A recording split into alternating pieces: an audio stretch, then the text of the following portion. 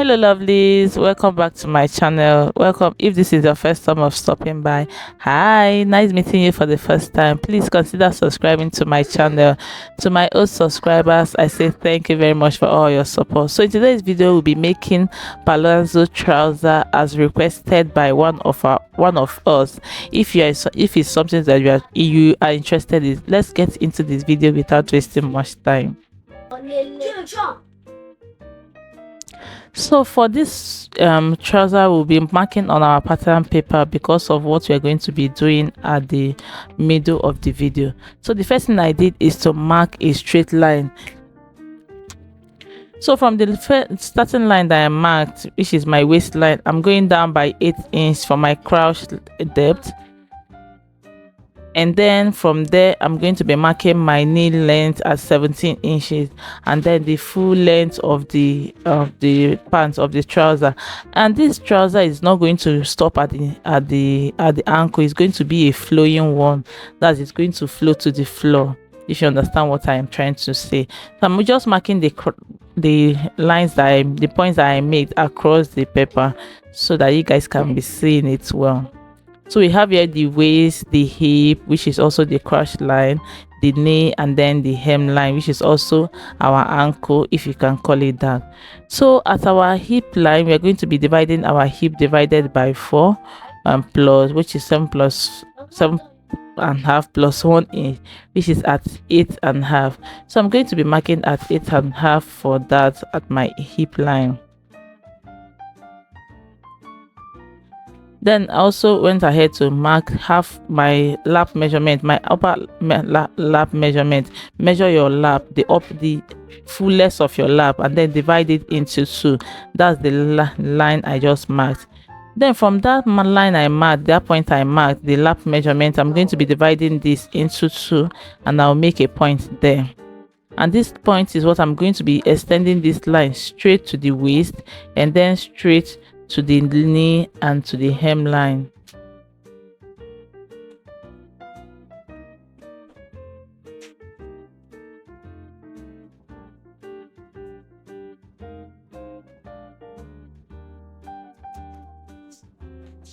Then the next thing I'm going to do is to start inserting our measurement. And my measurement, whatever I am going to get, for instance at my waist, I'm going to be marking each measurement on each side of the line that I marked. That's at that center line. All my measurements will be having one. If I have 4 inches for the whole measurement, after dividing by 2 or by 4, I'll mark 2 at one side of the line and then the other at the other side of the line. So what I did there is just to mark my waist measurement, and then I made a curve to connect it to the crotch. So for my knee measurement, remember knee is divided by 4 because you have 2 legs. So I divided it by 2, sorry, and I'll mark half of the knee on the right side of the line, and then half of the other half on the other side. Then for my ankle, divided by 2, and then I'm going to be dividing these 2 so that we can mark half on one side and then the other side on the other side. I hope you understand this. If there is any question you don't understand, please leave it in the comment section and I will get back to you to clarify it. So I'm going to repeat the same process on the waistline, that we can remark our waist. So we divide our waist into 4, and whatever we have, I'm marking half of it on the right side of the line and then half of it on the left side of the line. So I'm going to be connecting this, and this is our new waistline. I'm just marking out the other one so that you guys will not be confused. You see the way I am placing my curve, that's how you're supposed to connect your line. It's not going to be straight. Make sure all curvy inward, unless your measurement doesn't have a curve this way, but I believe it's going to have. Just curve it the right way, and I'm going to extend the line from the knee length to the ankle line with my straight ruler. And then towards the other side, toward my right side of it, I'm going to find a way to connect this curve to the knee as well, and then straight to my ankle, the point that we made.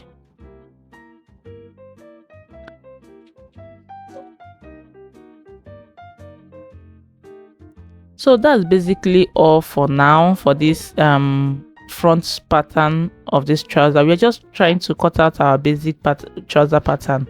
I hope you are enjoying this video. Please give me a thumbs up, subscribe to my channel if you haven't subscribed to my channel. So onto the back one, I transferred the front onto the back, and you can see I have allowances all around it. And while we were cutting the front one, I added 1 inch allowance to all these measurement. Like my waist, I added 1, my hip, my crouch, I added 1 inch, and then my knee 1 inch as well, and then my ankle 1 inch as well. I forgot to mention that. So what I did is to go up by at my center back by 2 inches, right? I be 1 or 1.5. I can't remember how much I did there. So because we've added 1 inch, because I've added 1 inch on the crotch area while cutting the front, I just marked 1.5 inches there. Then at the back side, I'm adding 1 inch at that side as well, because of our butt. You want to make sure that it's enough to accommodate it perfectly. Then at our waistline, I went back in by 1 inch. I want to reduce the front waistline so it doesn't have any bulge there. And that 1 inch, I'm going to be replacing it at the back side, which is the one point I made. So I'm going to connect it to the hip line, to the hip area 1 inch I made earlier. I hope you get this. Please, if you don't get it, look at the video, you will understand what I am trying to do. Then that I'm going to connect this to meet my knee length. I'm not going to be adding allowance to that side because there's no hip there, there's no curve there.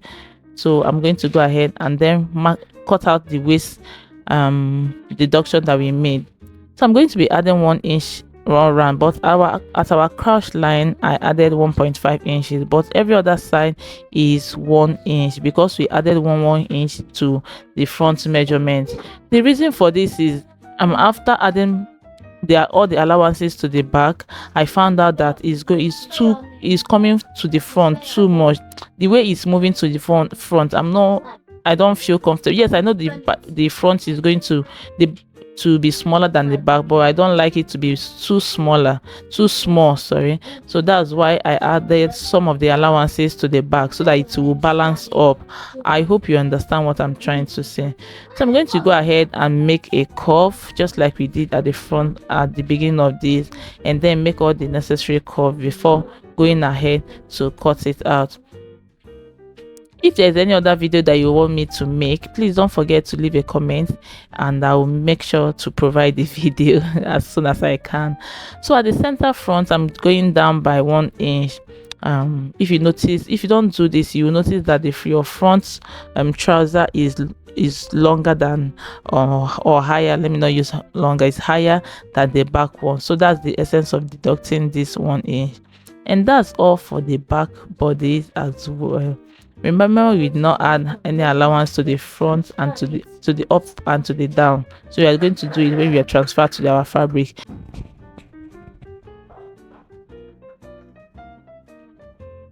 So we are going to go ahead and work on one of the pieces. We are going to work on the front part pieces, since that's where we have all the lines that we need on this.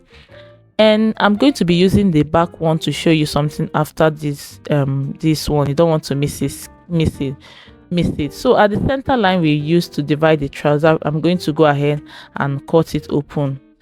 Remember, you are not cutting completely, just cut it in such a way that you can able to spread it. And yes, we are using slash and spread method on this. So I'm going to go ahead and open this up, and I opened it up with about 12 inches or 12.5 inches. You can do lesser if you want yours to be lesser than this, or you can do more if you want it to be more than this. So I'm going to be adding ½ inch on the waistline and then ½ inch on the hemline because we did not add any allowance. This is just to be able to attach our band and also hem the trousers. So I'm going to go ahead and measure this to make sure that the length of my fabric is corresponding in all side. So I measure the side, measure the center, and I'm going to go ahead and measure the other side. If one is smaller, please go ahead and make all the necessary adjustments.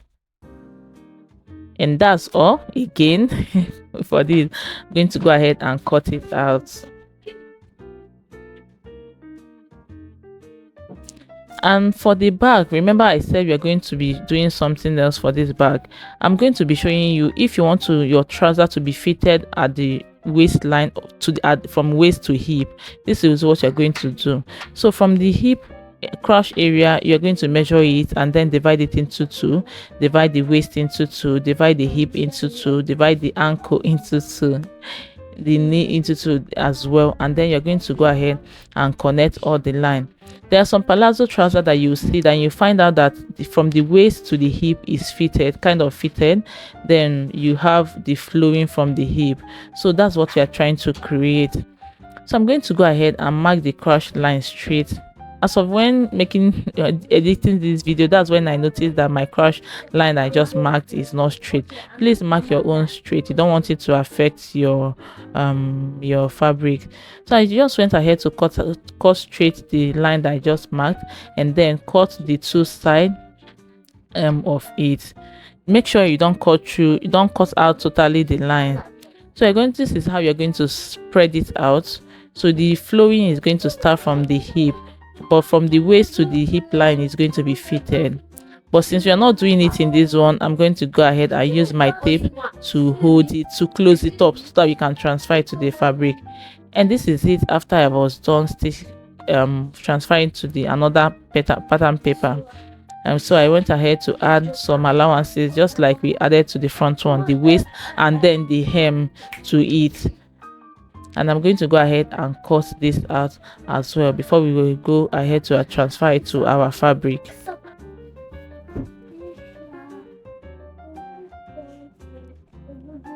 So this is for our back. We don't want to mistake it for the front. So transferring this to our fabric, remember our fabric is going to be on fold, and I have my fabric has pattern on it. I said to use this one that has pattern. It's going to give it a nice design but please make use of whatever you have. So this is it, and I also went ahead to cut out the back one as well with my fabric on fold. I'm just removing the pins that I used to hold it in place before we go ahead to proceed. Then the first thing I am going to do is to stitch my crotch area down from my waist to my hip. You can do as much as ½ inch. Then for my front pattern as well, this is it, and I'm going to go ahead and stitch the crotch area as well. If you want your zip to be at the front crotch, please leave it open, leave your zipper allowance open, and then stitch the remaining one. So this is it after I was done stitching it down. I'm going to go ahead and open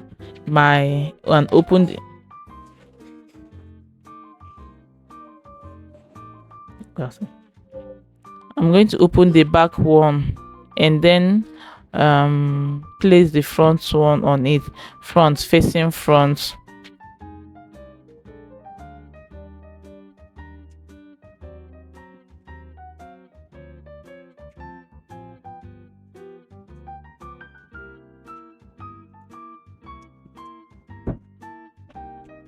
I'm going to go ahead and arrange it well, and the next thing I'm going to do is to pin this down from my waistline, from my waist to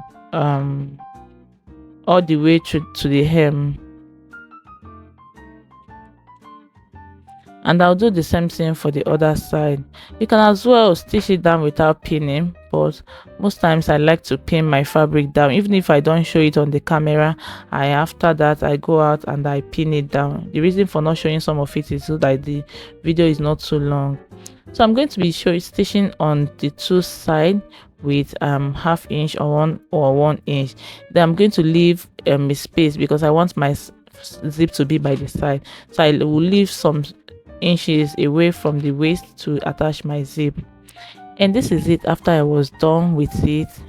with the stitching, and I have my zip opening for this opening for my zip. The next thing I'm going to do is to hem this. Remember, this is a curvy area. If you can't hem with folding, please go ahead and weave it and then fold it with one folding. I hope you understand this. So I am done with this. I'm going to go ahead and measure my waistline and then cut out the band for it. If you don't want yours to have band, please go ahead and add this band measurement to your total measurement while cutting out. So I'm going to be doing this just normal stitching. If you want to use it to cover your waist area, please go ahead and do the same thing. I think I have a video where I did that in my channel. Please check it out. So this is it after I was done stitching it on my waistline. The next thing we are going to do is to close our inner place. The first thing I did is to match my two crowns together, and then I'm going to go ahead and start pinning this all the way from that place to the hemline. Just like I mentioned earlier, you can as well stitch it down without pinning. And I'll do the same thing for the other side before going to my sewing machine to stitch it down.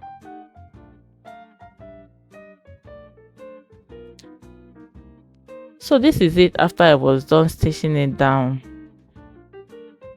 and it's looking, you know what it's looking like. It's looking good, right? The next thing I'm going to do is to attach my zipper, and that's all for this time. I hope you enjoyed this video. I do hope you enjoyed this video. Please give me a thumbs up if you do. Subscribe to my channel if you haven't subscribed to my channel. Share my videos to family and friends. And if there's any video you want me to make, please leave a comment below and I'll make sure I make that video as soon as possible. And I'll see you in my next video. This is my model. She's giving me voila, she doesn't want to stay. And I hope you enjoyed the video. Bye. In fact, thank you for watching. Bye.